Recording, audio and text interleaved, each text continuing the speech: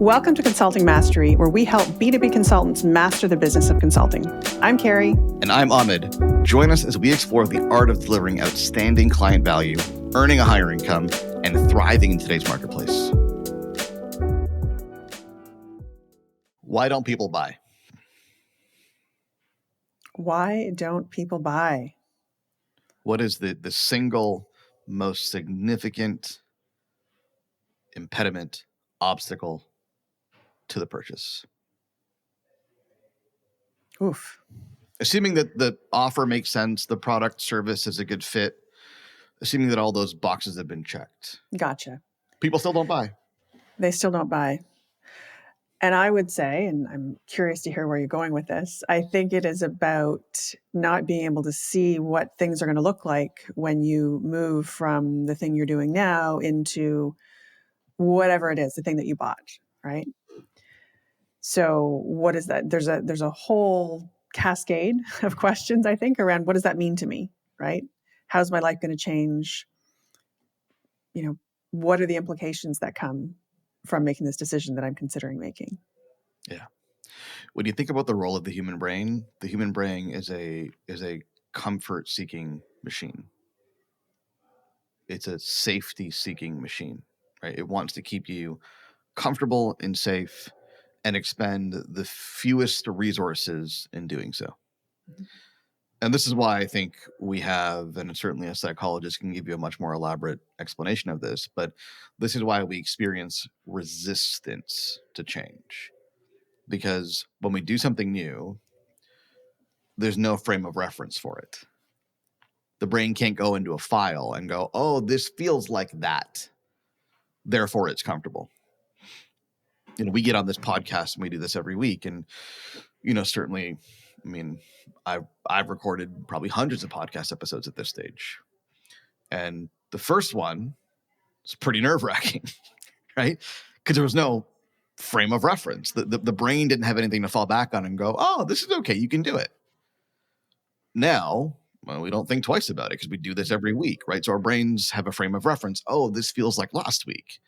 This feels like every single week. We know what to do. We can now allocate resources. We don't need to spike cortisol or raise the body's heartbeat because we've been here before. We're comfortable. And so to translate this into B2B sales, which may seem like a leap, but I'm telling you it's not. Organizations are the same. So let's talk about your clients. If you're listening to this and you're selling to B2B clients, which you likely are, organizations are the same. Organizations don't like change. They're ultimately a collection of human beings and people, right? And they don't like change because change is uncertain, and change takes them into unfamiliar territory. And if I work with you and bring you as a consultant or an advisor or a professional service provider, well, that means I'm maybe firing somebody else that used to do that. Or you're going to fundamentally change the way that my team works, or you're going to introduce all these new ideas and processes and structures. And we just don't know what breaks as a result of that. We're unable to think through what the consequences of that change are sufficiently to get comfortable making the change. Well, and I think what is fascinating about this is the way it plays out, because the other objections, right, that people bring to the table, they can articulate. This is an objection that is very difficult for people to notice, recognize, articulate, admit to, right? Because I know intellectually that I need your service, right? I know that I need you to help me. I'm drowning. I need the life raft. All of those things, I know that intellectually. And I don't necessarily recognize the thing inside of me that is in a panic, right? That is, for whatever reason, deciding that I cannot take that next step ahead. And so what it means is it's a unique process that you need to work through with that person, with that organization, to get to a place where you are in fact signing that contract. And the way it shows up is they say, well, we're not ready yet. And they don't know why. They can't pinpoint to your earlier point why specifically they're not ready. They can't pinpoint this as a change management issue. They just know they're not ready today. Well, and we know they can't pinpoint it. What they will do is justify it, right? We are not ready. Okay, wait a minute. Why are we not ready? Oh, we're not ready because, right? We're not ready because we don't have the resource. We're not ready because we have something else going on. We're not ready because, Joe's not so sure about this yet. And so you need to be really, really cautious in that sales conversation, because you can easily get, pulled along into the list of made up justifications, right? And I don't mean made up in a conscious way, but you know, just understanding that what your prospect is saying to you is not the thing that's really stopping them from moving ahead is critical to being able to work your way, through the discomfort that they're feeling. Well, so what most people do here, much worse than what you're suggesting, what most people do is they will then double down on the outcomes and the features and the benefits. Well, we're not quite ready. Well, do you know, Mr. Prospect, that if we work together, you will achieve X, Y, and Z? Mm-hmm. Yes, they know. And do you know that our service includes A, B, and C? Yes, they know. And do you know that we're going to throw in these extra whatever, D, E, and Fs, right? Yes, we know. That's not the point, right?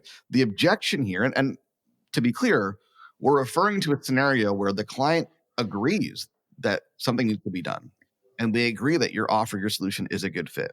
And they're in agreement with all of that, and they still don't buy. And it happens a lot, especially when your offer is very dialed in. So let's use us as an example, right? We've graduated 900 some odd. I think we're approaching 1,000 consultants and B2B firms through the 90-day pipeline in the past 5 years. Our offer is proven. It works. It's compelling. It's dialed. And it appeals to the vast majority of people in our target market. And yet, a lot of people don't buy. It's not because they don't want the outcome. And it's not because they don't believe in the offer. It's not because they don't believe in us. It's because they can't manage on their own the change required to make a decision. And so what happens is if a prospect is in that situation and you start doubling down on your offer and your product and your service and how great it is, we're not even talking the same language now, because they're trying to manage some internal change process and you're doubling down on why your stuff is so good. Doesn't make any sense. Well, and what it goes back to is the biggest problem that occurs in sales conversations, right? Let me tell you about me. Let me tell you about how great things, the things that I can provide will be.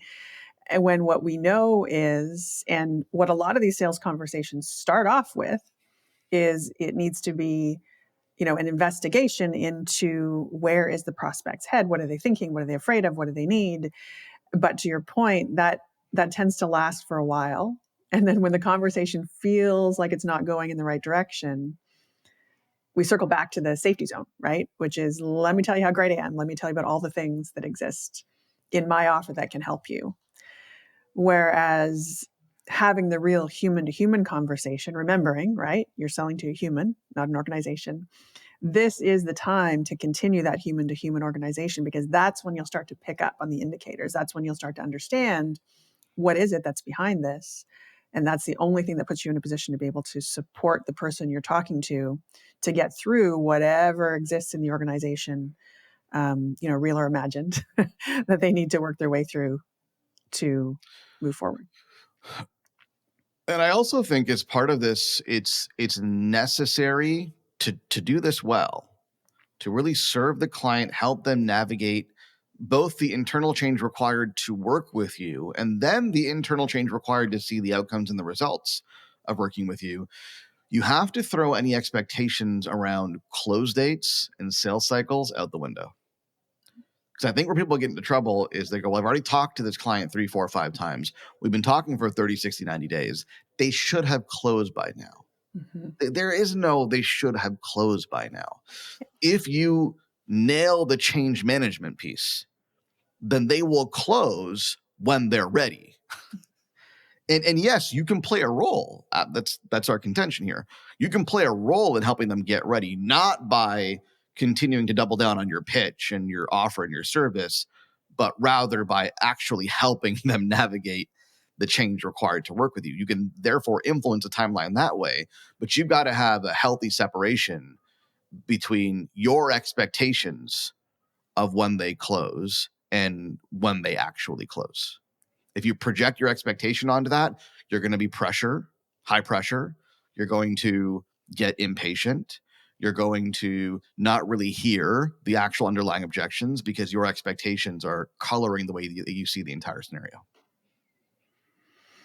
Yeah. So the question is, I'm sitting over here, ace consultant, ready to help my client with their problem. What kind of influence can I have? I can't reach into their organization. I can't make the change for them. I know what they need. They know what they need. I can't make it happen. What is it that I can do to best support that? Because if I'm listening to us talk, that's exactly the question I'm asking right now. A fantastic question. You've got to position yourself as their trusted advisor before the transaction, not after the transaction. So if a client says to you, listen, we're not quite ready, we're not sure why, and I don't use these words, right? But this is the message. We're not quite ready. We got this to do. We have that to do. We have to figure some things out, et cetera, et cetera. We'll come back to you when we're ready. What they're actually saying is we don't see you as somebody that can help us get ready. We don't see you as a trusted advisor whose input and insight and assistance and advice we need in order to get ready. We see you as basically a vendor. And therefore, as a vendor, we will figure out when we're ready. And we don't really need your input or advice on that. And we will come to you when we are ready, and you will take our order. Whereas if they genuinely saw you as the trusted advisor and you positioned yourself as such from the outset, which includes making, in my estimation, making explicit that you are not interested in selling them anything. You are interested in them making the right decision for their business, department, organization, et cetera, on the timeline that makes the most sense for them. And when they really do see you as that trusted advisor who can help them get to the promised land ultimately, but also help them get to the point where they're ready to embark on some kind of program of change, then they're going to be eager to ask you questions. Hey, finance is kind of putting up this obstacle. What do you think about that? And I've got to get our COO aligned with this because she has some objections around A, B, and C. And how can we better handle that? And can we have a call with you to better, build and structure the business case and et cetera? And I know a lot of people are listening to this and thinking, yeah, but that sounds like a lot of work. Welcome to selling B2B. Welcome to the game, right? If you want to sign 6 and 7 figure deals, don't expect to have a discovery call and then have a closing call. That's not the B2B game. It's far more complicated and complex than that. But the deal sizes certainly justify, if you do this right, the effort that you put into the transaction. Mm-hmm. Yeah. And I would say there's effort to be put into the transaction, but I want to go back to what you said, because I think it's important to get really clear about this. You said that they don't see you as a trusted advisor. And I would propose that the reason, and I just want to make clear that the reason people don't see you as a trusted advisor is that you have not stepped into those shoes yet, most often.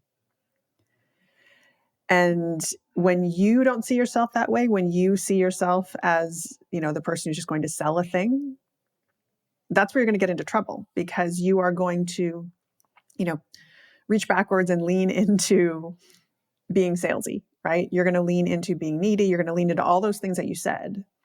And really what's at the root of it is you not seeing yourself as a trusted advisor, therefore not showing up in the conversation as a trusted advisor. And therefore, these things become much more painful and the timelines are longer and more frustrating than they need to be. And, we work with clients who will come to us and say, I don't know what's happening. I keep following up and nothing's changing. And the reality is what's not changing is the way that they're communicating. And the way that they're communicating doesn't support this internal to the person, internal to the organization, change management that needs to occur for what is, in the cases we're talking about, a big decision that's being made. I talked to somebody last week, and they had their business partner on the call, and the CEO makes reference to the business. I think the business partner was a COO or something like that, he makes reference to his business partner and says, "Oh yeah, she's the hard sell." And I said, "That's great, but I'm not here to sell anybody. I'm here to solve problems. So what are your problems? That's the question. Don't let the customer reduce you to a product pusher. Don't let them reduce you to somebody trying to sell a widget. You're a consultant at the end of the day. You solve client problems, and that problem solving begins from the very first interaction by helping them identify and define what the problem actually is. And only to the extent that we can agree and have a shared definition of what the problem actually is, and I, the consultant, see in you a motivation to solve the problem and a willingness to embark on a program of change, will we ever have a conversation about what my solution looks like. Yeah, and I mean, we had a conversation about this today about, not being able to solve a problem until it's clearly defined. And I think if we circle back to what we're talking about at the beginning of the call, when you are talking to the prospect, it is really easy to fall into a trap of thinking that the problem they need solved in that moment is the service you provide, right? Is the solution that you're bringing to the table. When in reality, in that sales call, the problem they need to solve could be 75% change management today, right? That's not what you're going in to do eventually, but recognizing and being open in that conversation to hearing what the true problem is in this moment, right? What is that prospect facing today? And coming in with your full consultant skill set, right? to be able to dig in, to ask questions, to understand what's going on, and then provide solution. That's the thing that's going to get you across the line. And I think you have to understand that the timing to work with you is not going to, again, to my earlier point, perfectly align with how long you want your sales cycle to be. Just because someone takes a discovery call with you this week does not mean they're ready to work with you. Maybe they are, certainly, and your marketing can certainly help you identify who the more ready to buy prospects are with a higher degree of urgency. Yeah, that's a big part of marketing. Absolutely. Even still, even when you dial that in 100%, not everybody who talks to you is immediately ready to work with you. They could be ready in a couple of weeks, 30 days, 60 days, 90 days, 6 months sometimes, or longer. And so when you remove this expectation that they've got to be ready right now, and if they're not ready right now, I must be doing something wrong. The offer must be, somehow misconstructed, or I didn't pitch it right, or I didn't present it right, or they're just dumb, right? They don't know a good offer when they see one. None of that may be true. It may just simply be that they need to figure out the right timing. And if you can then support them through that change management process, you'll win yourself a deal. It might not be on the timeline that you want, but you'll win yourself a deal.